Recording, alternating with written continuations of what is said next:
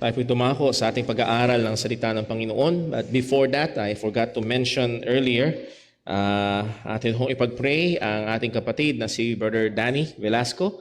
At bukas ay siya ho ay tutulak na ulit para sumakay ng barko. Pag-pray natin ang safe travels. And also purihin ng Panginoon at nasan na? Kanina nakita ko si Sister Charmaine at andun sa likod. At salamat sa Diyos na iningatan. Kung naalala nyo, nakaraang linggo, in-announce natin yung aksidente nangyari. And salamat sa Panginoon na hindi kasing lala nung ating na-imagine. But purihin ng Diyos. Salamat ho doon sa mga nag-contribute para ho magbigay ng tulong ho sa kanila.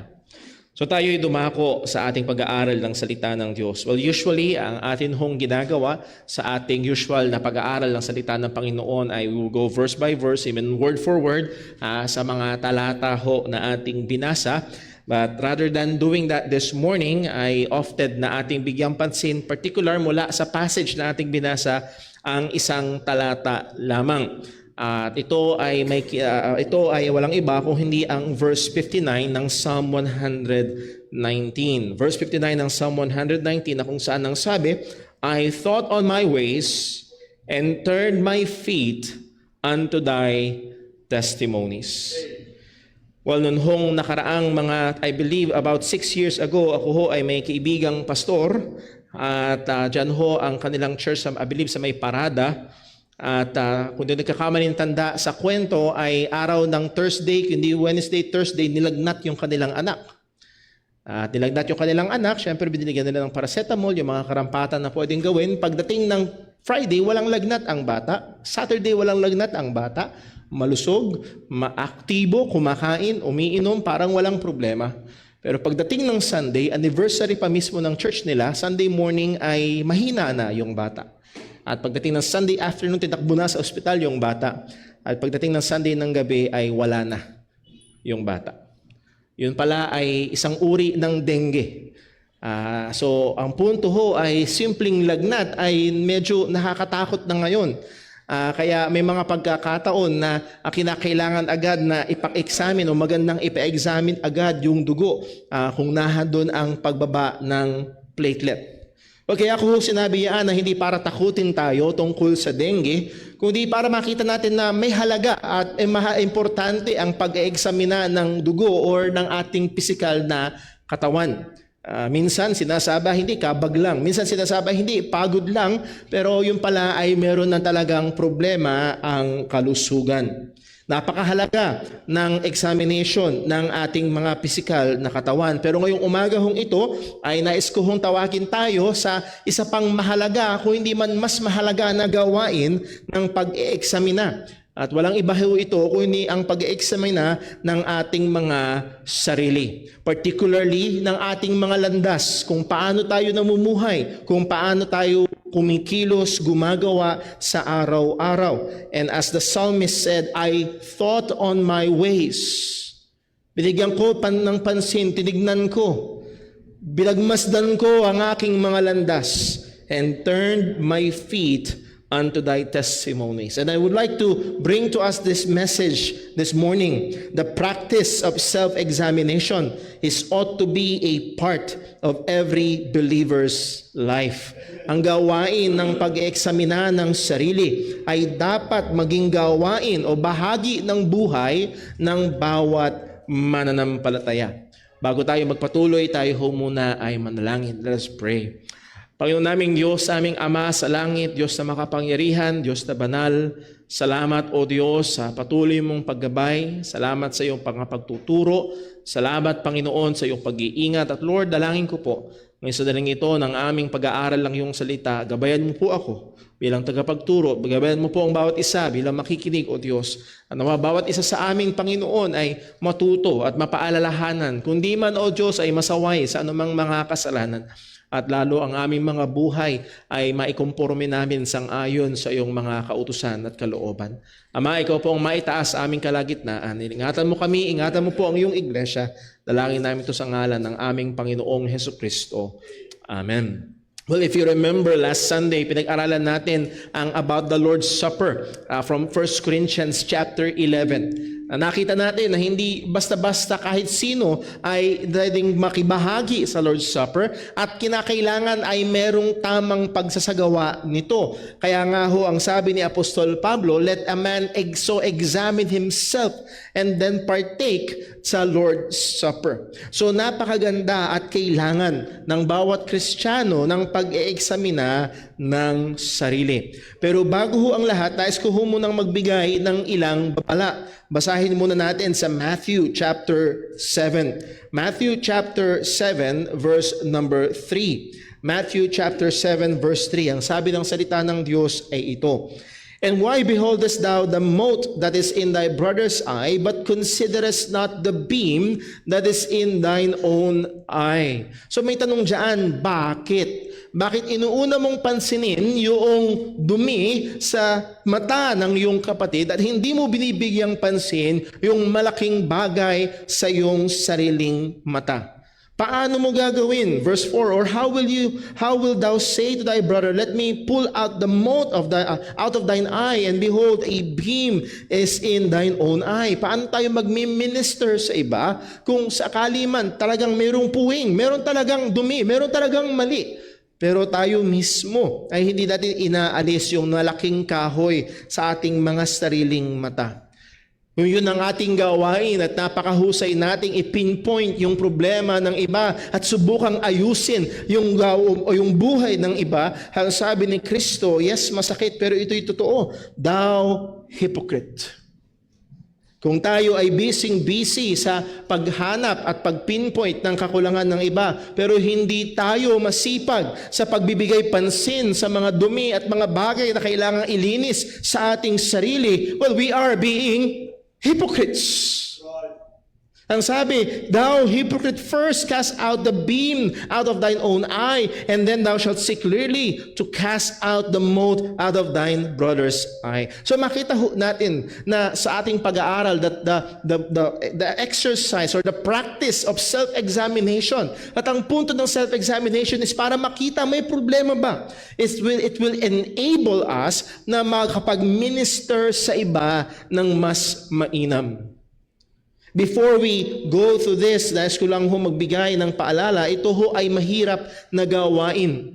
Ang ating henerasyon ay isang henerasyon na ayaw na maitatama.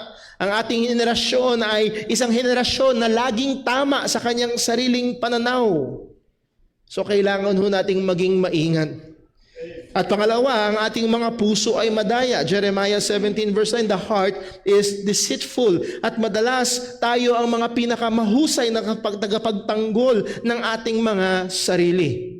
Kapag mayroong nagsubok na mag-point out ng ating kakulangan, ng ating kamalian, ay narito na ang ating defense lawyer, walang iba kundi si I, myself, and me, ay ipagtatanggol natin ang mga bagay na ito. O nawa, tulungan tayo ng Diyos na tignan ang kanyang mga salita. At sa biyaya ng Diyos, yun ang gagawin natin. We'll be going through a lot of verses this morning, mga kapatid. At ang goal ko kaya natin gagawin ito dahil gusto ko hindi ang boses ni Brother Paul, kung hindi ang bigat at linaw ng salita ng Diyos ang magtulong sa atin para i-examine natin ang ating mga sarili. Again, madaya ang ating puso at kinakailangan at maaaring kailanganin natin ng tulong ng iba. Kaya ho napakaganda ng komunidad ng mga mananampalataya. That we will be able that we will live in a community of believers na kaya at pwede tayong tumanggap ng mga criticism or corrections, lalo na kung ito ay nanggagaling sa mga nagmamahal nating kapatiran. This is the wisdom of living in a community of brethren. At hindi tayo nakaasa lamang sa ating mga sarili. So una ho tingnan natin the biblical work of self-examination. The biblical work of self-examination. Going back sa Psalm 119, verse number 59, I thought on my ways. Kumbaga ang itsura nito ay parang nag-step back ang mga awit at tinignan niya ang landas na kanyang nilalakad. Paano siya lumalakad? Anong direksyon ang kanyang pinupuntahan? Anong klaseng lakad ang kanyang ginagawa? Binigyan ko ng pansin. Ako'y nag-iisip sa aking mga lakad o pinag-isipan ko ang aking mga lakad. So hindi siya namuhay lang ng bara-barabay kung hindi binigyan niya ng pansin kung paano siya namumuhay. First, I want us to see that self-examination is a biblical and godly discipline. Ito ay biblical, ito ay makadiyos, ito ay kailangan. Noong 2013, December, ay pumutok ang Ebola virus sa gawi ng Africa, particularly sa Papua New Guinea, Liberia, and sa Sierra Leone, na kung saan ang Ebola virus ay halos may 50% mortality rate. At isa sa mga matinding tinamaan ay hindi lamang ang mga mamamayan, kung hindi ang mga medical personnels. At sang-ayon sa datos, more or less 800 ang nahawahan ng mga medical personnel at 400 ang namatay. So sila'y balot na balot, sila ay talagang ingat na ingat, but at the first symptoms ng giniginaw or ng lagnat o ng kate or anuman na sintomas ay ine-examine na nila agad ang kanilang sarili. Why? Because they were convinced that Ebola virus was deadly. Ito ho ang problema sa panahon natin ngayon. Marami sa atin na hindi naniniwala na ang kasalanan ay nakamamatay. Ang sabi ng book of James, but when it is finished, it bringeth forth death. Amen. Ang kasalanan ay nakamamatay. At kailangan tayo ay maging napakamapanuri. Una ay sa ating mga sarili. Ang sabi ng Haggai chapter 1 verse 7, thus saith the Lord of hosts, utos ng Panginoon, consider your ways. Give attention sa inyong mga daan. Bigyan niyo ng pansin kung paano kayo namumuhay. Sa Lamentation chapter 3 verse 40, ang sabi ng salita ng Diyos, let us search and try our ways and turn again to the Lord. Well, I can easily go to this passage bilang ating maging key text. Ang sabi, let us search. Inaanyayahan ating suriin, ating imbestigahan, and let us try, ating subukin. Walang iniwan niyaan sa isang investigador na titingnan na naghahanap ng ebidensya o sa isang mga alahas na sinusubok kung totoo bang ginto yung kanyang bibilhin. Let us search and try our ways.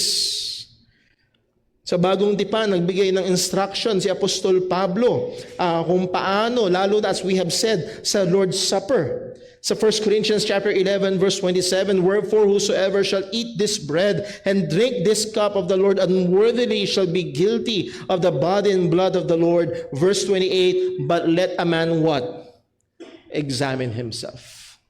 Let a man examine himself, and so let him eat of that bread and drink that cup. Muli si Apostol Pablo, lalo na pagdating sa kaligtasan, kung merong aspeto na dapat talagang ating seryosohing siyasatin ang ating mga sarili at magkaroon ng katiyakan na tayo nga ay mga mananampalatayang tunay ay pagdating sa kaligtasan. Sa 2 Corinthians 13 verse 5 ang sabi, examine yourselves. Again, imbestigahan mo ang iyong sarili. Humanap ka ng ebidensya. Again, ang ebidensya ay hindi nagliligtas. Pero kung totoo kang ligtas, mayroong ebidensya. Examine yourselves whether ye be in the faith.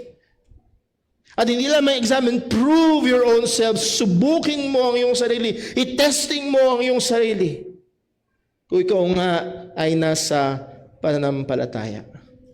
So paulit-ulit ang salita ng Panginoon from the Old Testament to the New ay kinakailangan ng disiplina at gawain ng pag-eeksamina ng ating mga sarili. And as I've said, nahandoon ang danger na dayain natin ang ating mga sarili. Nahandoon ang danger na ipagtanggol natin ang ating mga sarili. Nahandoon yung danger ng ating ego na hindi kayang lunukin yung mga makikita at mapapatunayan na kakulangan or kamalian. Kaya kailangan nating hingin ang tulong ng Panginoon. Napakaganda ng sinabi sa Psalm 26 verse 2. Psalm 26 verse 2, "Examine me, O Lord, and prove me, and try my reins and my heart." Invite God's examination. Muli, kung payagan kayo ng inyong teacher na tayo ang mag-check ng ating sariling test paper, guess what?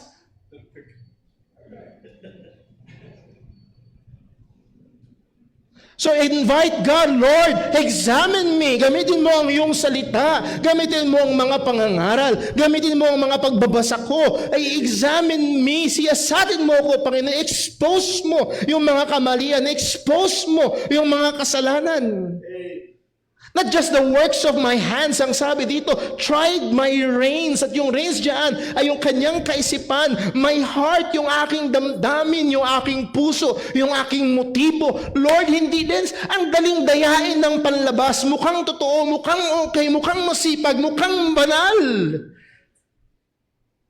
Pero kamusta ang puso? Kamusta ang isip? Sa Psalm 139 verse 23, ang sabi, "Search me, O God. Search me, O God." Lord, siyasatin mo ako. Lord, imbestigahan mo ako. And know my heart, try me. And know my thoughts. Napakahalaga na hingin natin ang tulong ng Diyos sa gawain ng pag-ieksamina ng ating sarili. So from the Old Testament to the New Testament, ang disiplina ng self-examination, self-searching, pag-examina ng ating sarili, pagsusubok ng ating sarili ay napakahalaga. Given that it is honest and biblical, ang goal nito ay para subukin at tingnan nga kung merong kasalanan sa ating mga buhay at kung merong mga bagay na maaaring meron tayong nagagawa, nasasabi, ugali, pananaw, na hindi isang-ayon sa salita ng Diyos. Kahit na sa tingin natin o sa tingin ng iba, parang okay naman. Pero kung sa salita ng Panginoon ito'y lalabas na hindi maayos at hindi tama, ay kailangan natin itong pagsisihan. So una, the practice of self-examination. The biblical work of self-examination. Pangalawa, dito ho medyo mahaba-haba, dahil gusto kong maging napaka-practical ho nito at makatulong ho sa atin. The areas of self-examination. I thought on my what? On my ways. Please notice, plural. Yung aking mga landas, yung aking mga lakad, yung kurso ko ng buhay, yung mga aksyon na ginagawa ko, yung uri ng pamumuhay, yung lifestyle, yung attitude, maging yung aking pananampalataya at puso na nagmamahal. Kamusta naman ang mga minamahal ko? Ano na ba? Saan na ba nakalagay ang puso ko? For where your treasure is, there will your heart be also. Where is my heart? Na gusto ko magbigay uli ng warning, yung iba ay parang ginagawang subdivision ng kanilang buhay. Merong unang division is religious, pangalawang division is family, pangalawang division is personal. Pagdating sa religious, okay Lord, search mo to. Pagdating sa family, okay, hiwala ito sa religious, kami-kami lang. Pagdating sa personal, kahit si Mrs. hindi pwedeng pumasok. Well, no. Ang Diyos ay Diyos at Panginoon ng lahat ng area ng ating buhay. Amen. Even from religious, formal religious exercises, kagaya nitong pagtitipon natin ng pagsamba, hanggang sa motibo ng ating puso, hanggang sa imahinasyon ng ating mga kaisipan, ang Panginoon, ang Diyos ay Panginoon. Amen. Maging sa pagitan ng mag-asawa o ng magulang sa mga anak, o ng mga magkakamag-anak, maging sa ating buhay sa trabaho, sa ating buhay sa paglilibang, o maging sa ating entertainment life, si Kristo ay Panginoon. Sabi nga ho ng mga ngaral na si Paul Washer, there is no more sacred or secular. If you're a Christian, if you know Christ, or you're known of Christ, there's no more sacred or secular, or all are sacred. Huwag nating isipin na sagrado sa loob ng church, pero pagdating sa labas ng church, bahala na ako doon. No. Si Kristo ay Panginoon pa rin maging sa labas. So hindi ito isang daan lamang, kundi lahat ng ating mga landas, lahat ng ating mga pamumuhay, lahat ng aparte, area ng ating mga buhay ay kailangan nating i-examina. Kung nakaraang 2 linggo, ang aming anak na si Timmy ay nagkaroon ng matinding allergies, ilang halos gabing sunod-sunod na tuwing gabi, tuwing matutulog siya, lumalabas ang mga matitinding pantal na para siyang nahigad sa buong katawan niya. Guess what? Hindi lang yung kama namin ng sinuri, hindi lang yung kwarto namin ng sinuri, pati yung salas, pati kusina, hindi lang yun, pati opisina, hindi lang yun, pati yung pagkain, pati yung iniinom, pati yung damit, lahat.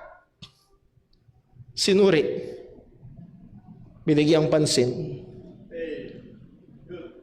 Baka may nangyayari ngayon sa buhay mo na kailangan mong suriin ang lahat ng area.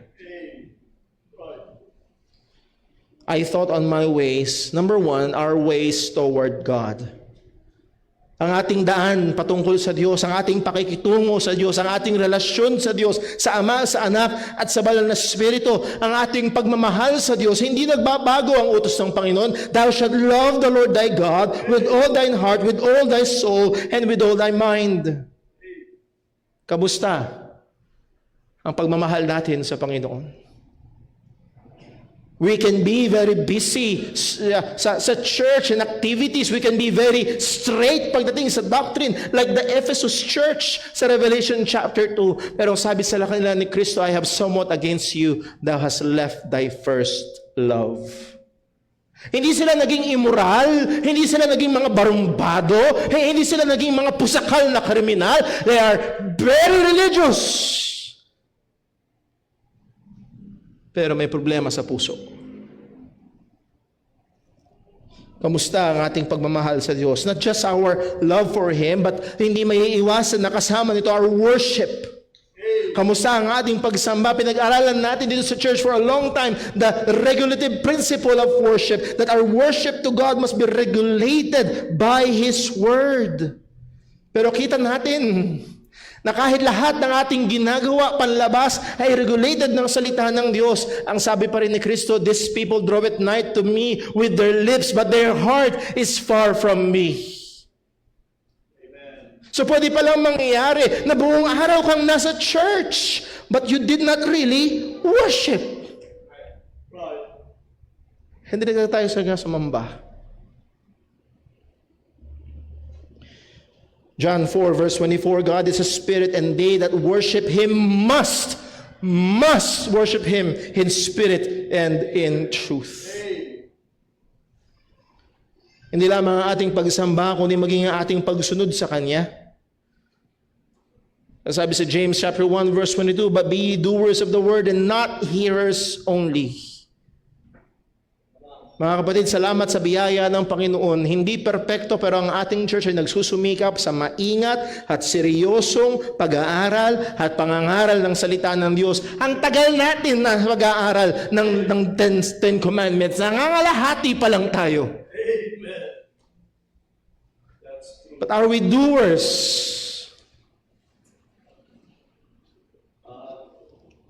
Kamusta ang ating pananalangin sa Kanya?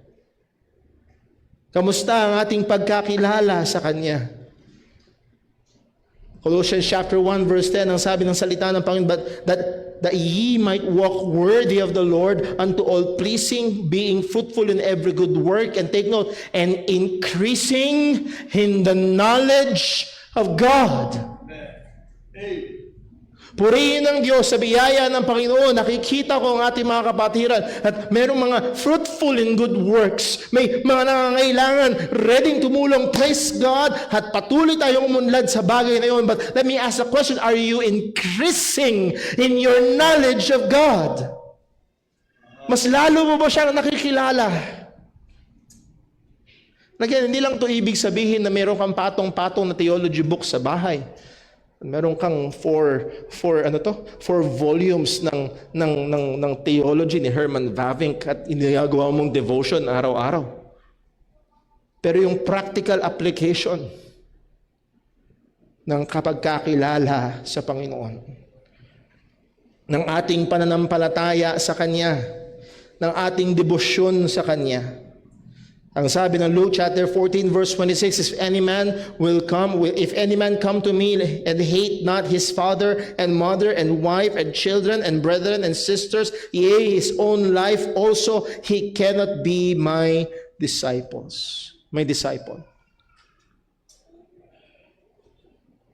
So muli, yung devotion natin kay Kristo, yung devotion natin sa Panginoon, and we can go on and on and on. But I hope nakita natin ang larawan na kailangan nating suriin ng ating mga sarili. Hindi lang ito pag Sunday, anong ginagawa natin, but all throughout the week sa ating relasyon sa Panginoon. Pangalawa, sa ating relasyon sa ating pamilya.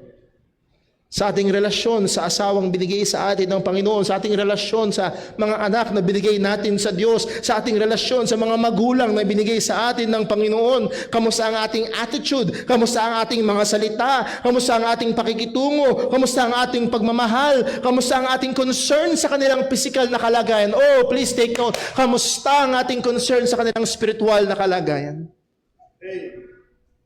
About last month, binalikan ko yung ilang mga naging post ko sa social media at na-encounter ko ulit. Hindi ko binalikan, pinaalala ni Facebook. Shinare mo to 4 years ago.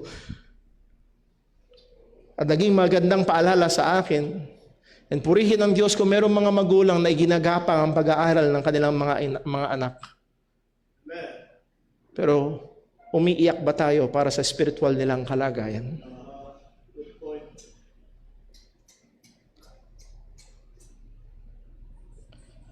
Ang sabi ng salita ng Panginoon, Ephesians chapter 6 verse 4, and ye fathers, provoke not your children to wrath, but bring them up in the nurture and admonition of the Lord. Hindi ho maglagay lang ng pagkain sa hapagkainan ng trabaho ng tatay. Hindi lang ho maglinis ng bahay o maglaba ang trabaho ni nanay. At sa mga anak, hindi lang ang trabaho nyo ay hindi lang makapasa sa eskwelahan. Kasama yun. Pero hindi lang yun. As we have studied the 5th commandment, honor thy father and thy mother. Parangalan mo ang iyong ama't ina.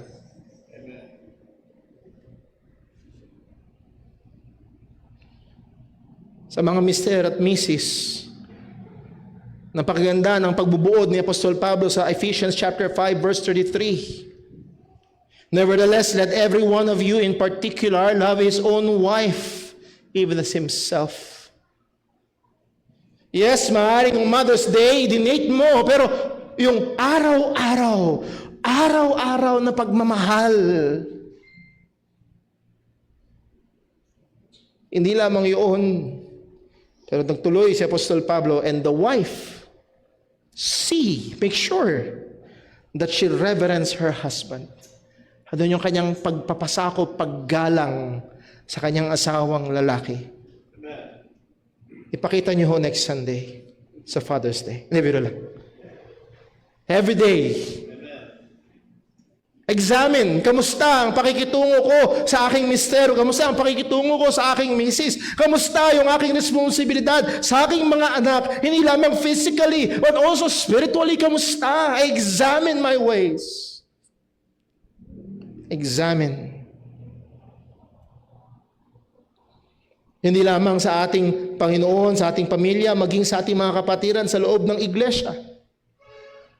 We can go on and on, pero malinaw ang sinabi ng salita ng Panginoon sa John 13 verse 35, by this shall all men know that ye are my disciples, if ye have love one for another. Ano ang ating pagmamahal sa isa't isa. Sa 1 John 3 verse number 16, ang paalala ni Apostol Juan na ito, hereby perceive we the love of God, Because He laid down His life for us and we ought to lay down our lives for the brethren. Now, hindi mo kailangan maging martir at hintayin ang matinding persecution to do this. Paging sa mga ilang maliliit at praktikal na bagay. Verse 17, but whoso have this world's good and seeth his brother have need and shutteth up his bowels of compassion from him, how dwelleth the love of God in him? Nakita mo may kailangan, wala kang ginawa. Kaya mo pero wala kang ginawa. At patuloy mong sinasara ang bowels of mercy. Yes, may mga pagkakataon sa time ng ating mga kapabayaan or unwatchfulness, magkaroon tayo ng kasabot. Ito yung pattern mo, wala kang pakialam. Ang sabi ni John, paano mangyayaring Kristiyano ka? Kaya ang challenge sa verse 18, my little children, let us not love in word, neither in tongue. Yung I love you bro, I love you sis, wag lang sana sa bibig. But in deed and in truth. Nawa makita ang pagkakaroon ng pagkakaisa sa loob ng iglesia, ang malalim na fellowship at pandoon ng pag-iingat sa isa't isa. Sa 1 Corinthians chapter 11 verse 17, kung naalala niyo yung ating pinag-aralan ng last Sunday, andun ang mga mananampalataya sa Korinto, pero yung kanilang pagtitipon, it's not for good. Ang sabi sa verse 17, now in this that I declare unto you, I praise you not, that ye come together not for better but for the worse. Nagiging nakakasama pa ang inyong pagtitipon. Bakit? For first of all, when ye come together in the church, I hear that there be division among you, and I partly believe it. Merong division. Bukod sa chapter 1 to 4, the division because of celebrity leaders at masyado silang nagiging nahahaling sa kanilang mga leaders, meron silang division because of social status. Yung may mga pagkain at mga walang pagkain. So kailangan nating bantayan how we do church. Hopefully walang nagsisimula dito ng kanya-kanyang cliques, kanya-kanyang grupo. Hopefully magkakasama dito ang mga nakapagtapos at hindi, mga may pera at wala, mga Tagalog at Bisaya, iisa tayo kay Kristo. Sana wala ditong one Bulakenyo and one Bisaya at magkahiwalay ng grupo. So Romans chapter 12 verse 9, let love be genuine, abhor that which is evil, and hold fast to that which is good. Verse 10, love one another with brotherly affection, outdo one another in showing honor. So 1 Peter chapter 3 verse 8, ang paalala ni Apostol Pedro, finally, all of you have unity of mind, sympathy, brotherly love, a tender heart, and a humble mind. Paano natin taratuhin ang isa't isa sa loob ng iglesia na handun ang pagmamahal, handun ang sympathy, handun ang brotherly love, handun ang pagpapakumbaba, hindi yung ako ang mas mahalaga. So, kamusta? Let's examine our ways sa loob ng church, sa ating pakikitungo sa ating mga kapatiran. Sa 1 Timothy chapter 5 verse 1 may paalala si Apostol Pablo, rebuke not an elder, at yung elder dito ay hindi pastor. Okay? Yes, sa Bible, ang elder, pastor, and bishop, lahat ng yun ay nagpumapatungkol lang sa iisa. That is the pastor of the church. At yung elder dito ay hindi pastor. Rebuke not an elder. Hindi to proof text na bawal i-rebuke ang pastor. Dahil sabi ni Apostol Pablo, them that sin, rebuke before all. So yes, mga kapatid, sa church na ito, pag may problema at kasalanan si Brother Paul at ayaw magsisi, rebuke me before all. Hindi yung sa-celebrate pa yung kasalanan. Pero yung elder dyan na yung matanda. Paano ko nasabi? Pag tinuloy niyo yung basa, rebuke na ng elder, but entreat him as a father and the what? The younger. So yung elder ay contrast doon sa younger. Okay? So it's not talking about official position sa church, but rather age. So yung matanda, huwag mong babasusin, ituring mong parang tatay. Anong kailangan gawin sa tatay? Honor. Kahit hindi mo tatay dito sa loob ng church, Kahit hindi mo totoong biological father sa loob ng church, pero matanda dito sa church, ituring mong ama.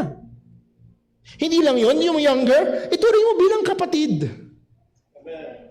At napakahalaga sa verse 2, elder women as mothers, yung mga matatandang babae, hindi, paano mo maiisahan, paano mo yung iba pumapasok sa church para makapagtawag dito, makapag-pyramiding, makapagbenta ng kung ano-ano.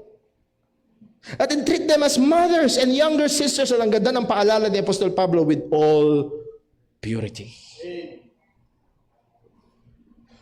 Honor widows and our widows indeed. So, kamusta ang ating pakikitungo sa isa't isa sa loob ng iglesia? And lastly, gusto kong bigyan lang ng pansin is our own sanctification. Kamusta? I examine my ways, I thought on my ways, yung ating landas, yung ating daan sa ating pangsariling kabanalan. Sa ating paglago bilang mananampalataya. And yes, ang buhay Kristiyano is a journey of sanctification.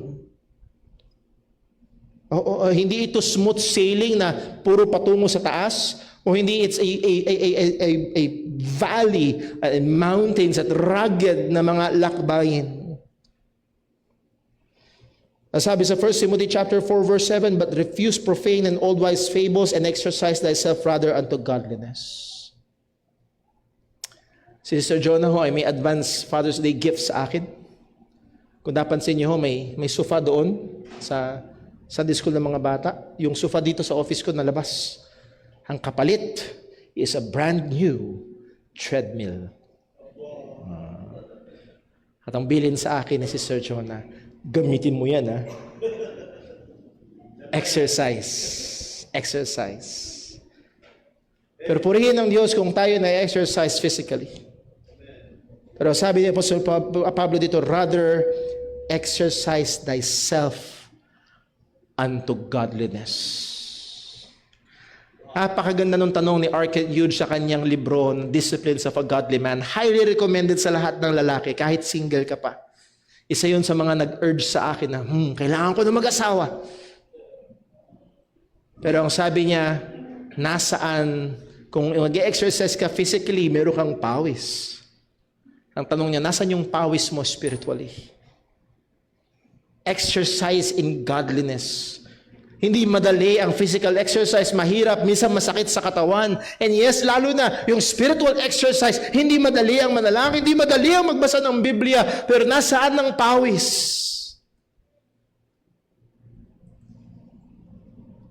Nahandun ba ang ating paghabol sa kabanalan, as Peter reminded us sa 1 Peter chapter 1 verse 15, but as he which hath called you is holy, so be ye holy in all manner of conversation. Kamusta ang ating pursuit of holiness? Amen.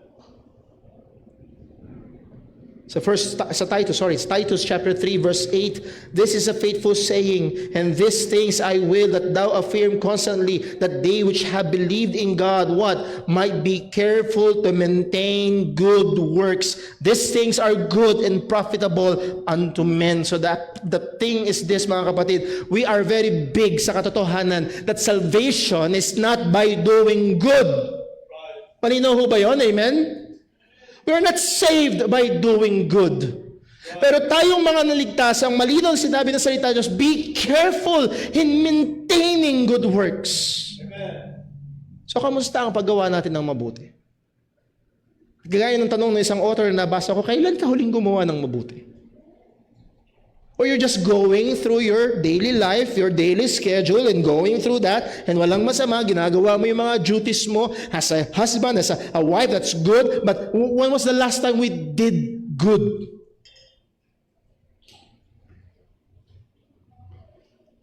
Kamusta ang ating panahon sa salita ng Diyos? 1 Peter 2:2, as newborn babes desire the sincere milk of the word, that ye may grow thereby. Hingin natin sa Diyos yung desire. Pero po, tamad talaga ako magbasa. Well, repent and ask God. Lord, tulungan mo ko. Alam kong kailangan ko. Hindi lamang sa pagbabasa ng salita ng Diyos, pagiging sa panalangin. 1 Thessalonians 5:17, pray without ceasing. It must be the constant activity ng mananampalataya. Kung paanong constant na activity natin na araw-araw kumakain tayo, hindi ka 24 oras kumakain, hindi na naman ibig sabihin ng 24 oras ka nagpe-pray, but it must be our constant activity. Prayer. Sana hindi mangyari na ang prayer, na pinakamaraming prayer na nangyayari sa buhay mo ay sa loob ng church. Napakadaming prayer sa loob ng church. Okay na yun sa buong linggo.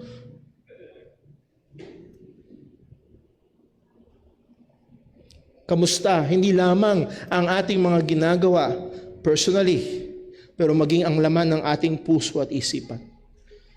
Napakaganda ng sinabi ng mga awit sa Psalm 19 verse 14. Psalm 19 verse 14. Let the words of my mouth and the meditation of my heart be acceptable in thy sight, O Lord, my strength and my Redeemer.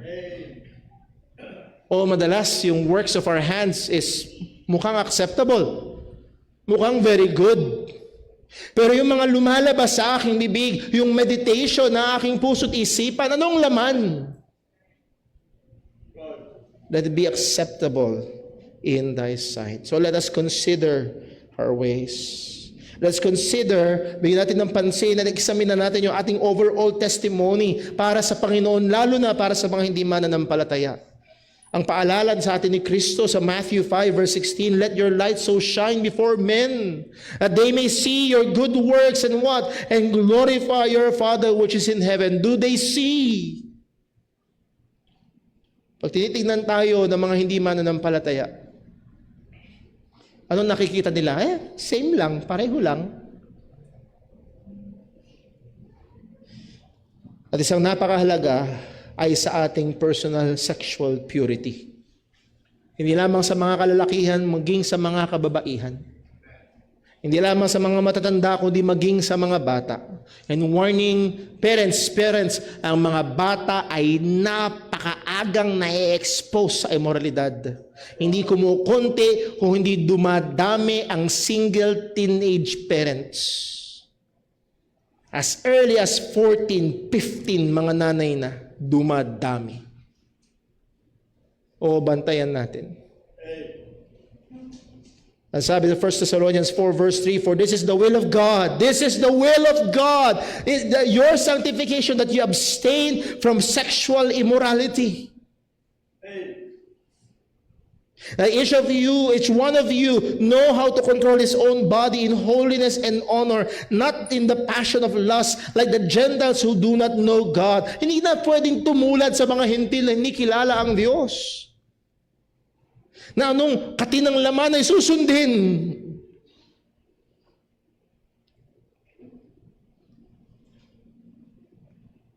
At kagaya nung ating naging paalala sa Lord's Supper, napakadelikado, mapanganib kung hindi tayo mag-e-examina ng ating sarili.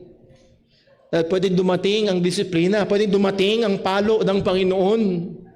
As Paul reminded ang mga taga-Korinto sa 1 Corinthians 11 verse 28, let a person examine himself then and so eat of the bread and drink of the cup. Verse 29, for anyone who eats and drinks without discerning the body eats and drinks judgment on himself.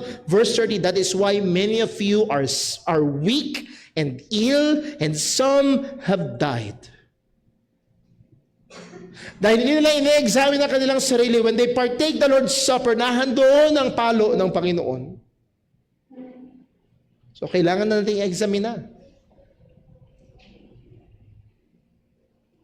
And lastly, dito tayo matatapos. So, nakita natin, the practice of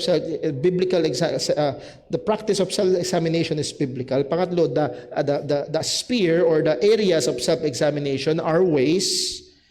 Lastly, dito tayo matatapos, the goal. Ano ba ang goal? Balikan natin yung ating binasa sa Psalm 119, verse number 59. I thought on my ways and turned my feet unto thy testimonies. Ang larawan na ito, this is my ways and I thought about it, pinag-isipan ko, in-examine ko yung aking mga landas. And I turned my feet to your testimonies. Ibig sabihin, ano man ang hindi ayon sa iyong salita, ano man ang hindi ayon sa iyong kalooban, ano man ang hindi sangayon sa direksyon ng iyong mga kautusan, aking inilipat. Ako'y umalis doon at lumakad ako sang ayon sa iyong mga kalooban. So the goal of self-examination is to bring every area of our lives in conformity to the Word and the will of God, under the rule of God. Yun ang goal ng self-examination. Lord, meron bang mali sa pakikitungo sa asawa ko? Okay, merong mali, meron akong kulang. Ano bang sinasabi ng salita ng Diyos? Kailangan kong iayos. Meron ba akong mali sa pakikitungo ko sa mister ko? Meron ba akong kulang sa aking pagiging magulang sa mga anak ko? Meron ba akong kakulangan sa pagiging anak sa magulang ko? Meron ba akong kakulangan at mali na ginagawa sa loob ng church? Meron ba akong kakulangan sa aking personal na buhay bilang Kristiyano? Okay, examine, and then do and obey the Word of God. Hindi ito madali. It will be a process. Pero sa biyaya ng Panginoon, sapat ang biyaya ng Diyos.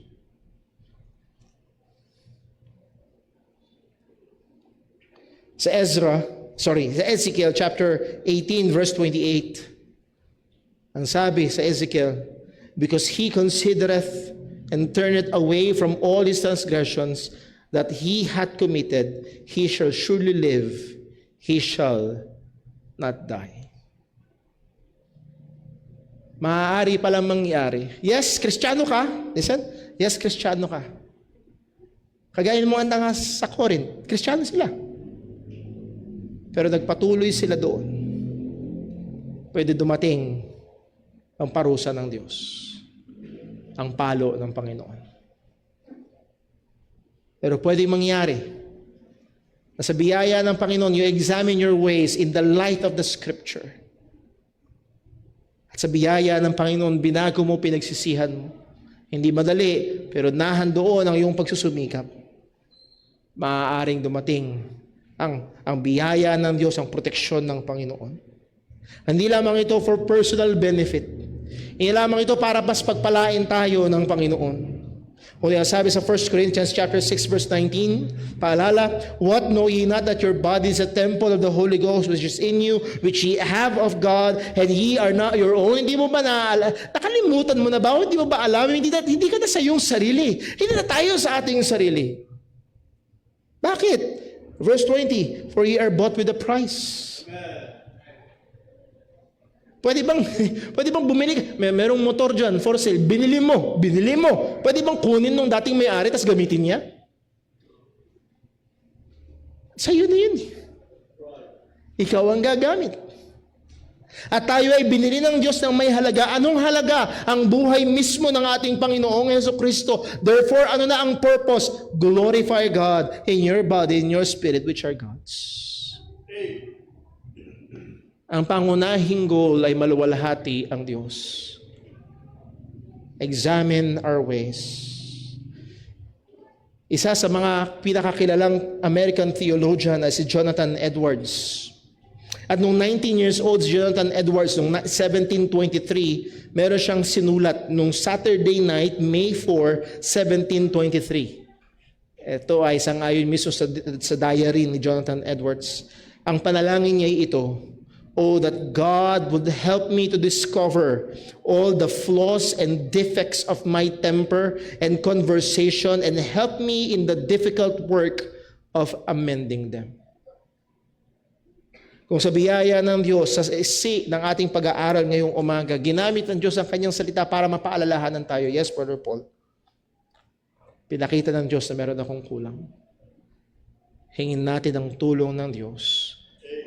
Na tulungan tayo, paalalahanan tayo.